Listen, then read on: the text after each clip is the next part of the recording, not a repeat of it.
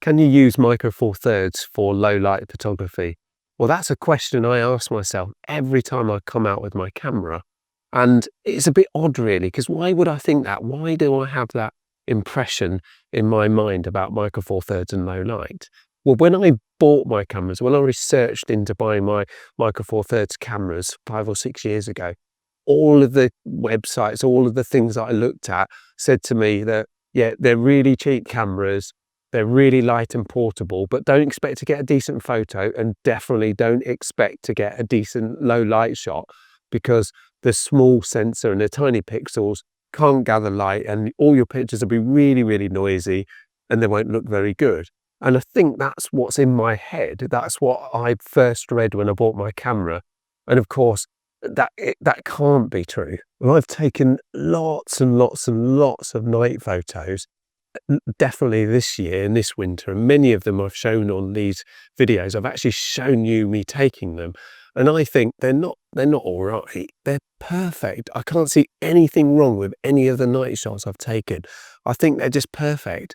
And in this video, what I want to try to do is take some shots and take shots at different ISO ranges, just to have a look, just to compare what the ISO is like at different ranges, just to see what is acceptable, what is still a good shot, and how much I can take my camera and to try to get a good shot with a high ISO. What I'm planning to do is try to find a composition and take a series of photos at different ISO levels, incrementally higher, just to find out what is good and what is acceptable, and if micro four thirds can go at high ISO levels and still produce a really good image. If you're new to my channel, or if you have been here before and you haven't subscribed, why don't you consider subscribing?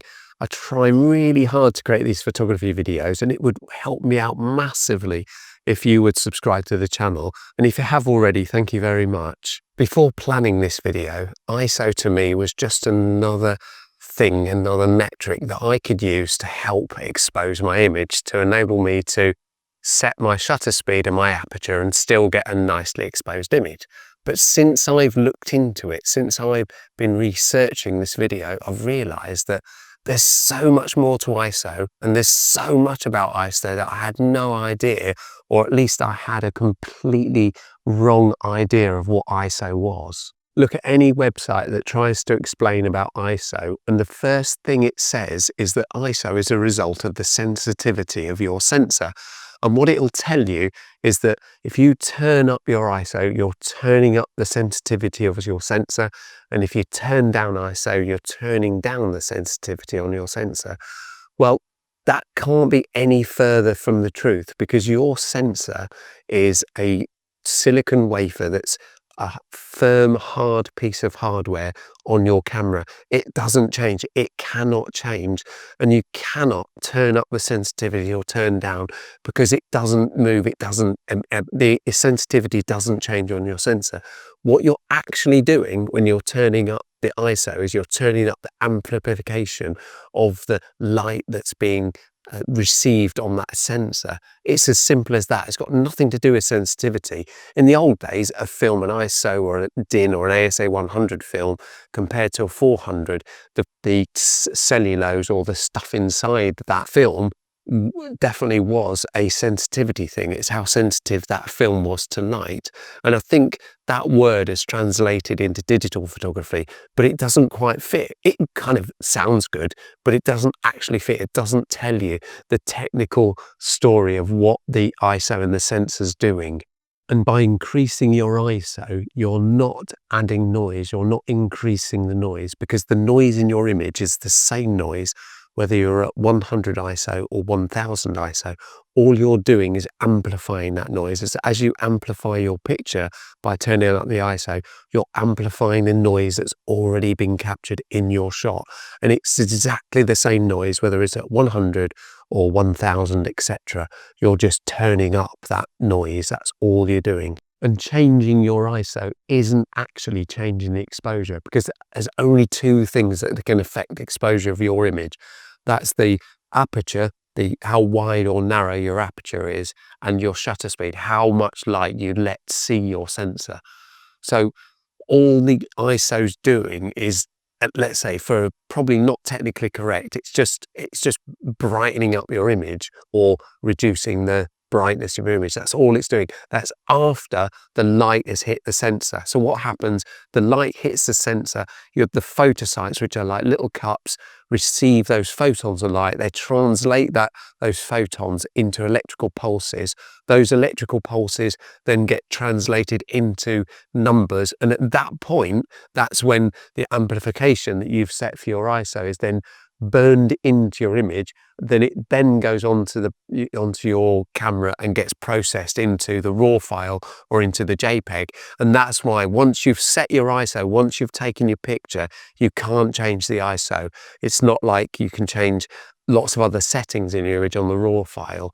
Obviously, you can do things to your image after you've taken it with things like Topaz, and it will eliminate or remove a lot of the noise, etc., that your high ISO might give you. But you can't change the ISO amplification once the image has been taken. One other question that I've been pondering a bit is, when it comes to high ISO, when is it called noise and when is it called grain? Well, this is my idea. I'll tell you what I think. It's noise when you don't want it in the image, and it's grain when you do want it, but it's exactly the same thing. What do you think? Let me know what you think about that question in the comments, if you think it's a noise or grain. And I think that's enough of the technical stuff about ISO, because it's just a number really. We just take it for granted and we use it to expose our images, whatever the technicalities of it are. Now let's go and find ourselves a picture and see if we can have a little experiment.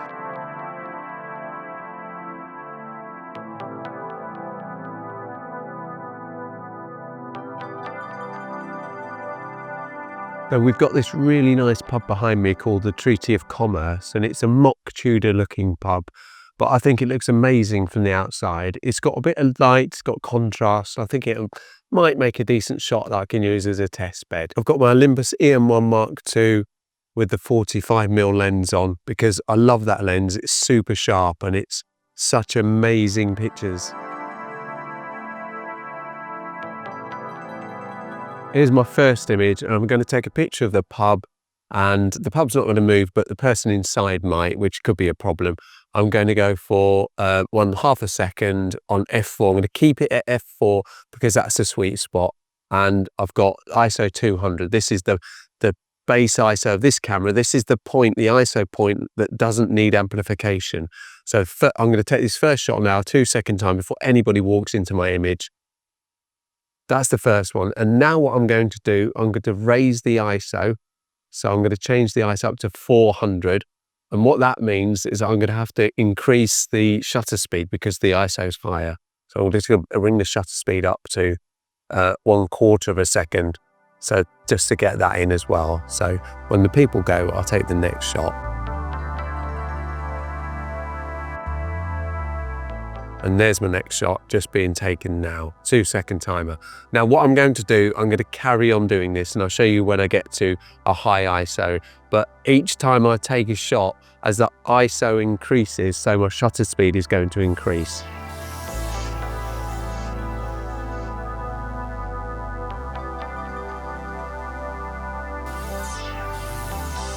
So that's it, that's the highest ISO I can go, 25,600. Now what I'll do, I'll take you back home and we can have a look at these pictures and compare to see which one looks the best. So I'm back home now after taking those pictures of the Treaty of Commerce pub, and let's have a look at the pictures on my computer. So here's the pictures in Lightroom, and this first one is base ISO, which for this camera is ISO 200, and to me that looks like a really nice sharp image. You can read the name of the pub perfectly clearly, and at the top, the Treaty of Commerce. And if we have a look at the name underneath this door on the right-hand side, you can zoom in to 200%. This is really, really zooming in. And I think that looks crystal clear, super sharp. Really, really happy with that. 200 ISO, it's spot on. We could have a look at 400 ISO. That's still nice. It's a little bit of noise as you would expect, but that's still super clear, super sharp. You can see all the wording. Let's zoom out, and that still looks very nice. There's nothing wrong with that image whatsoever. Then we should go to 800 Let's have a look under the door. 800, just the general image. It just a normal 100% image. Let's have a look at 100%. That's 100%. 100% image looks perfectly fine. There's nothing wrong with that. It's sharp. Zoom into 200. Yeah, when you get to 200, you can start seeing the noise, but it's still, the wording, the lettering is still super sharp. That's 800, so that really happy with that. 1600, then now we're starting to see the grain, start to see the noise that's coming in. But if we zoom out, this is, let's have a look at 100%, by the way. Look at 100%. It's starting, 1600 is starting to look a bit grainy. And we can have a look here. You can see there's grain around this man's arm and on this sleeve. But it's not spoiling the image. That 1600, that's not spoiling the image. I'd be more than happy to use that 1600 as my ISO, and that would still produce an image I'm going to be pleased with. Let's have a look at 3200. Let's go in here. Let's go to 200%. And yeah, now we're starting to see quite a bit more noise, but still the letters are still fairly sharp. If you can still easily see the lines on these letters, I think they're still fine. And generally, the picture is still usable. That's still an okay usable picture. I'd be reasonably happy with that. That I wouldn't be disappointed with that image. Then we go up to 6400. Let's have a look here. 6400. Now that's really starting to lose a bit of definition, and the word the middle part of the E is going, and you can see the Y's almost gone. So that's probably the limit. But generally, again, the image is all right. Let's have a look at the man. Yeah, now we go zoom in at 200% on this man, and he's obviously got a rash on his arm because he's got lots of spots on it. But he's obviously good. There's lots of noise there, probably too much noise. But what I have seen, as you can see on my screen here, on the luminance, you can obviously use Lightroom's noise reduction. And all I have to do is zoom, pull that across, and it does make a huge difference. Now, obviously that's not perfect, but it does improve that a lot just by using half of that slider. Look at the difference that makes. It's incredible. So really pleased with I think in this instance, Lightroom's noise reduction is good enough. So that's 6400, and I think we're almost pushing it now because you can hardly read those words. If we go to 12,800, this is when it's going to start getting interesting, I think. Generally, you can that's still a reasonably sharp image. So if you have a look at 200% on the word under the door, you could hardly see the T, half the E's are missing. You can hardly tell that T and that Y is there. That is really, really not looking healthy. Let's try a bit of noise reduction. Yeah, noise reduction helps. That does bring out the letters. It does improve it, but it's still a bit noisy. It's still a bit too much. Let's have a look at the guy. Yeah, look, you can see that's yeah, he's definitely got some illness now. That's really bad. And then finally, let's go for the highest, which is 25,600. And let's have a look, see what we find. You can immediately see the noise in this image. You can see all this just without zooming in. You can see the noise. Let's have a look here. Yeah, you can hardly read. You would, if you didn't know that said the treaty, you wouldn't know that's what it was. That's really, really bad. Does it help if I did noise reduction? It does help a little bit, but it still isn't usable, really. I'm going to say 12,600 and 12,800 and 25,600 are really for special occasions, almost unusable. Look on this man, it's just horrendous. He's the colour's changed. And that's another thing to bear in mind, is when you go a high ISO, you're effectively reducing your contrast. So contrast reduces as ISO increases. And we can see this just by looking at these two images. This is 25,600 and this is 200. And you can see the colors are so much nicer. The image is sharper. The contrast is better.